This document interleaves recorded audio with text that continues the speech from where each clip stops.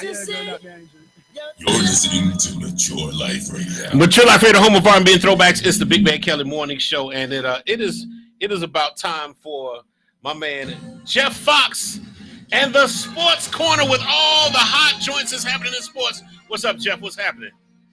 Good morning, Big Man Kelly. How you doing, my brother? I'm doing good. Hopefully NFL won't come after me for stealing their music this morning, man. Oh, man. Well, you know what? You picked the perfect music for the background this morning because what I've got to talk about this morning, I'm not so sure Miami Dolphins fans are going to want to hear this. Oh, my goodness. Okay. Yeah. So I hope you guys had your breakfast. Hope you had your coffee. You might even want to get a bottle of Pepto-Bismol because this is going to upset some folks. Remember Ryan Tannehill, former Miami Dolphin quarterback? Yes. Right. This man has a chance to come back like Return of the Jedi to South Florida. Because, and I predicted it before the playoffs began, that the Tennessee Titans would make it to the Super Bowl. Now, they haven't made it yet. They've got a game this weekend against the Kansas City Chiefs for the AFC Championship. But the thing is that Ryan Tannehill, former Miami Dolphin quarterback, is now one victory away from playing in the Super Bowl in Hard Rock Stadium, where he worked and toiled for 7 years as Miami Dolphins starting quarterback and was much maligned by this Miami Dolphins fan base, was just beaten down and ran out of South Florida, landed in Tennessee, and now Ryan Tannehill has a chance to come to South Florida and not only win a Super Bowl championship, but win it in Hard Rock Stadium. How ironic is that? Yeah. That's crazy because, like I said, he was here for 7 years, couldn't get it. We couldn't get a championship. Well, firstly, Ryan Tannehill. The thing about being a great quarterback, if you want to be a great quarterback, you have to have great supporting cast, right? And we haven't had that in Miami. Would you agree or disagree, Jeff? Yeah, but you know what? Dolphin fans had to blame somebody. They blamed Tannehill. And I always thought that it was not always his fault. But if you don't have an offensive line like they do in Tennessee, if you don't have a running game like they do in Tennessee, if you don't have a great defense like they did in Tennessee, you're not going to succeed even if you're Joe Montana or Tom Brady. Ryan Tannehill didn't have any of those things when he played for the Miami Dolphins. Here's what he's accomplished this year. He leads the National Football League in passing this year.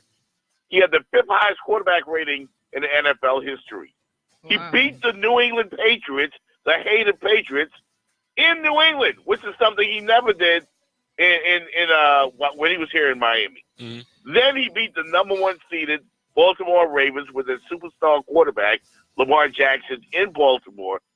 And on top of that, big man, the Miami Dolphins paid Ryan Tannehill $5 million to go away. Think about that. They paid him $5 million to go away. To go away. Listen, if they can give me a quarter of that, and I'll never come back to Miami. Right. Oh man, talk about unbelievable turn of events. But Ryan Tannehill, yep, he's on the verge. Now I doubt seriously that they win this weekend, even though I picked them. I just picked them because I wanted to see that scenario. They have to win in Kansas City against that superstar quarterback, Patrick Mahomes, who just might be one of the greatest quarterbacks in NFL history. And he's only in his 2nd year. Mm-hmm. But this guy's ridiculous.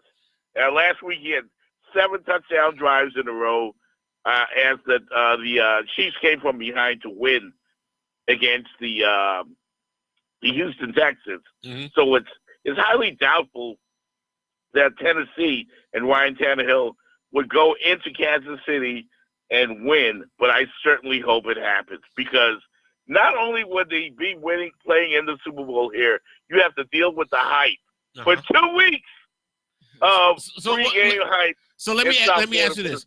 So who are your 2 teams for Super Bowl? What's your Super Bowl 2 team predictions?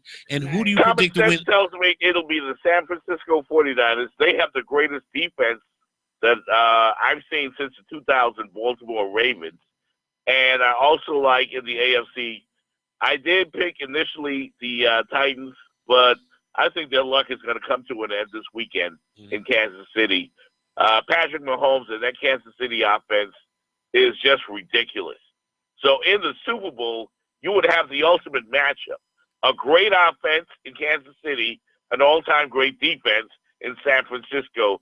Who wins? Oh, the drama. That's who we want. So I guess this is huge for us.